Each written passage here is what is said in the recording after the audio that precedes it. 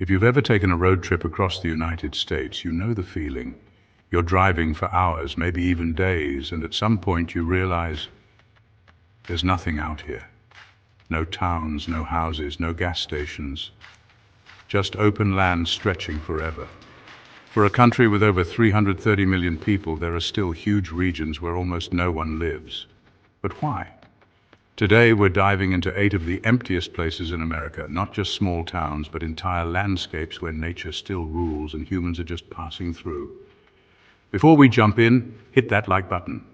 Let's get this video to 2,000 likes. And if you love exploring the hidden corners of America, make sure to subscribe so you don't miss our next deep dive. If you've ever driven through Nevada, you might have noticed something. It feels like the middle of nowhere. That's because it is. Welcome to the Great Basin, one of the most desolate stretches of land in the entire United States. Nevada is the least densely populated state in the lower 48, and the Great Basin is where it gets truly empty. It's a land of harsh deserts, rugged mountains, and almost no water. Early settlers took one look at this place and said, "Yeah, let's keep moving." What's actually out here? Not much, unless you count wild mustangs, salt flats, and some of the darkest skies in America.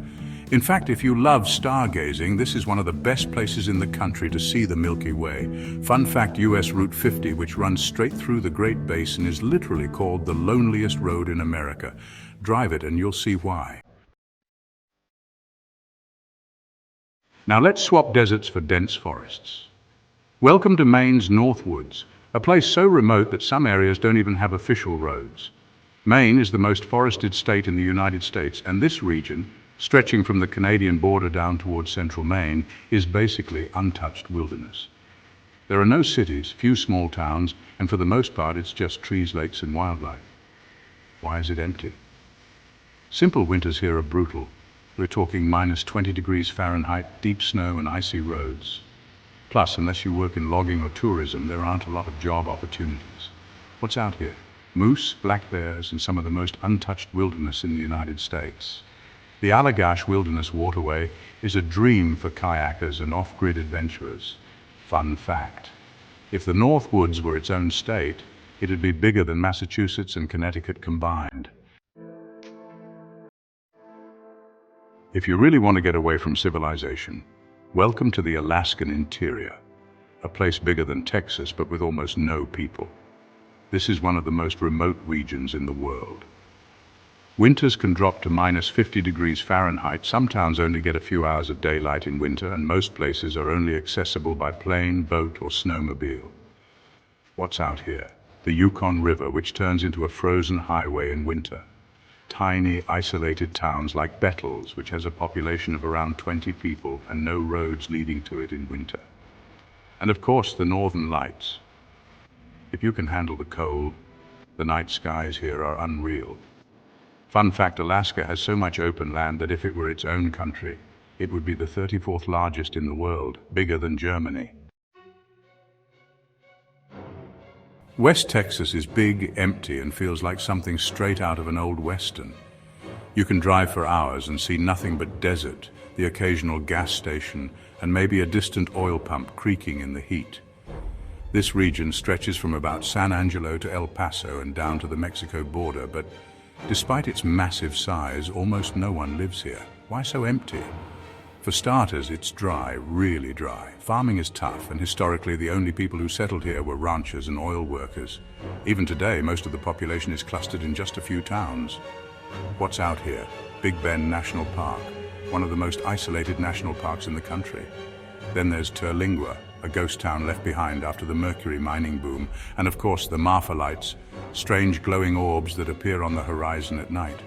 No one really knows what they are, but they've kept people guessing for decades. Fun fact, some counties in West Texas have fewer than one person per square mile. That's less dense than parts of Alaska. So if you ever find yourself out here, don't be surprised if it feels like you've landed in the middle of nowhere, because, well, you have. At first glance, the Sandhills of Nebraska just look like rolling hills, but there's something unusual about them. They aren't really hills at all. They're actually massive sand dunes covered in grass, stretching for nearly 20,000 square miles. Why is it empty? The sandhills cover 1/4 of Nebraska, yet almost no one lives here. Why? Because the land is too unstable for farming. These aren't solid hills. They're shifting dunes held together by grass. If you try to plow the land, you destroy the grass, and then the wind takes over, turning everything into a dust storm.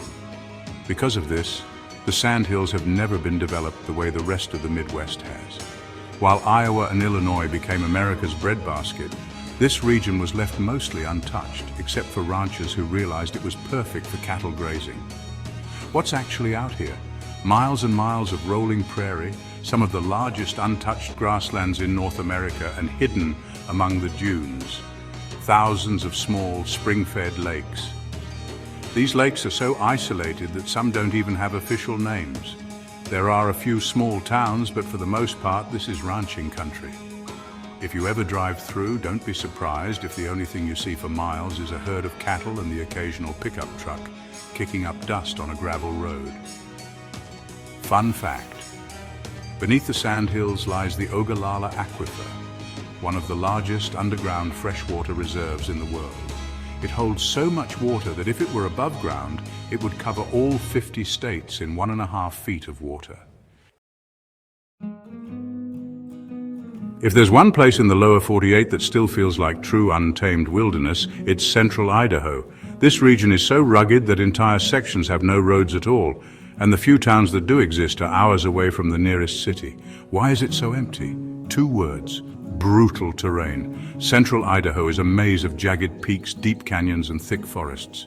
The land is so wild and inaccessible that even today it's one of the least developed areas in the US. Back in the gold rush days, a few mining towns popped up in these mountains, but when the gold ran out, so did the people.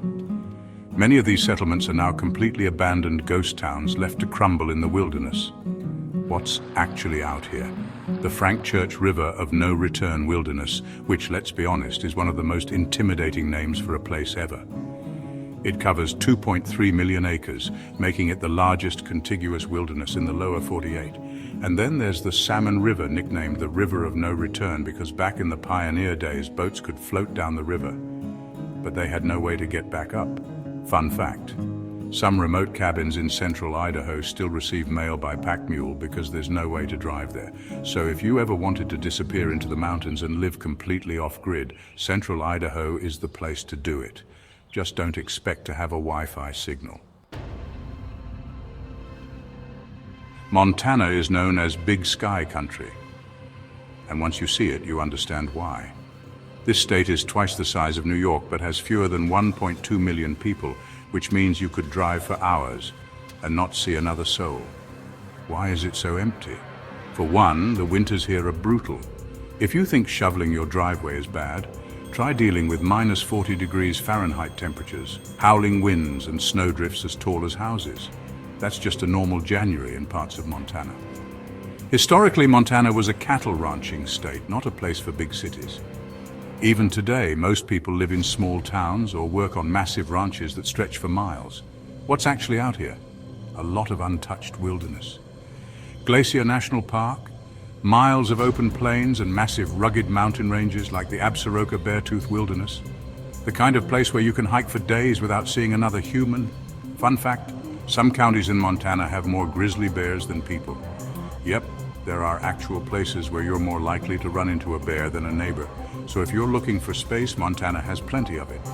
Just be ready for some seriously long winters.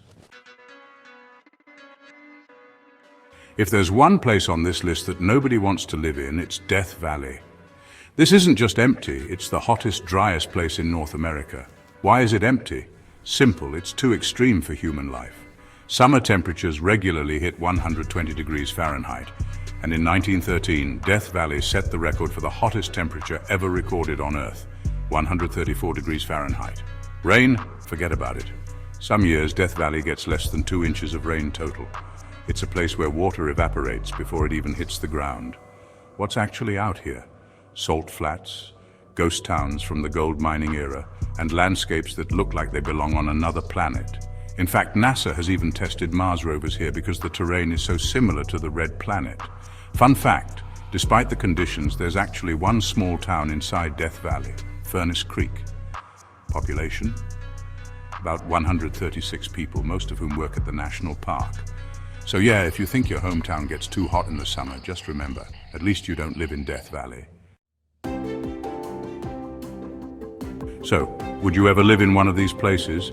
Or do you prefer to keep your nearest neighbor a little closer than 50 miles away? Let us know in the comments. And if you made it this far, hit like and subscribe. We've got plenty more deep dives into the most fascinating places.